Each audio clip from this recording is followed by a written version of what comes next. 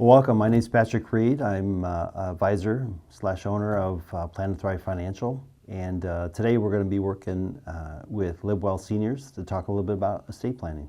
So the first thing you want to do is gather all the inventory information, right? So all your accounts, your amounts, all your assets. And that could be any from automobiles, coin collections, bank accounts, investment accounts, real estate.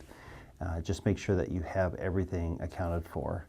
And in helping our clients do this, we have a system that collects all that stuff. So we enter all the information in there, what it's worth, the value, we have assessed value, market value, those kinds of things. We give executor access to that, so if something was to happen, they would have everything in one spot. And that's so important, especially when you're dealing with the emotional side of losing a loved one, to just go to one place and have all that information in one place. There's something that's not accounted for in the estate planning, that this pour-over will include it into the estate or into a trust.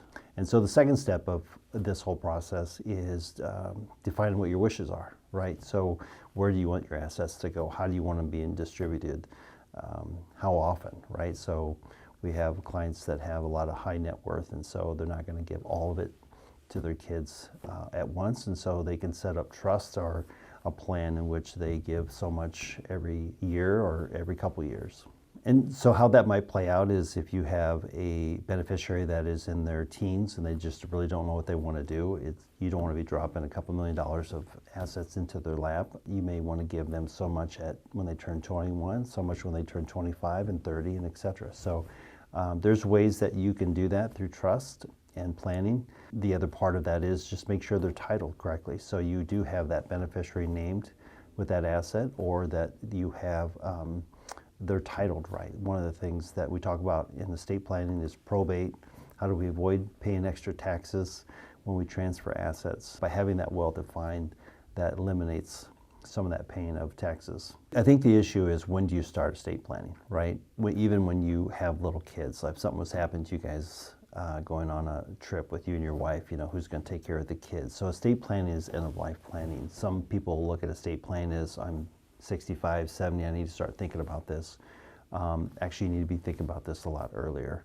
We have people that have wills out there right now that so-and-so will take care of their kids. Well, that has been updated for 5 or 7 years, so now those kids are grown and their will's outdated. And so it's nice to make sure that you're working with a professional that keeps that updated, and your wishes could change.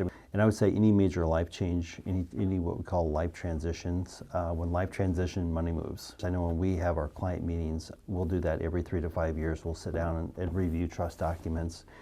We always ask the question, what's the purpose for the money? What's the purpose for the assets? And when we define that, if it's different than what they have in their estate documents, then we revisit them at that time. So we get the process started on estate planning. Obviously, number one is your inventory. Number two is just having some deep discussions about what your wishes are. It's funny, we get married and we have we bring different how we view money differently to the relationship, right? Some money's used differently growing up than others. Estate planning is kind of the same way. Is people experience, or they watch other people retire wrong, right? And they don't have things lined up, or are even that have passed away and didn't have estate documents all put together, and it creates family issues. It creates a lot of animosity if it wasn't communicated properly, like, why did they get this, why did we get that, kind of stuff. And then there's always the stuff of what I coulda, shoulda, right? I wish I could have done that or this, and and that's why I think it's so important to at least have some kind of estate plan. I don't care if you're in your 40s, 50s and 60s, but end of life, when you're talking larger assets, you've accumulated wealth, how do you pass that on to the next generation or to your beneficiaries, tax efficiently, and also that align with your wishes and values? So estate planning can seem like a big mountain to climb, and the most important part is just getting started. And you can contact our office at Plan2Thrive Financial, 563-323-5790, or visit our website at Plan2ThriveFS.com. Love to sit down and have a coffee and a conversation with you, just kind of talk about what your estate planning needs are, and see if you would be a good fit to work with, and go from there.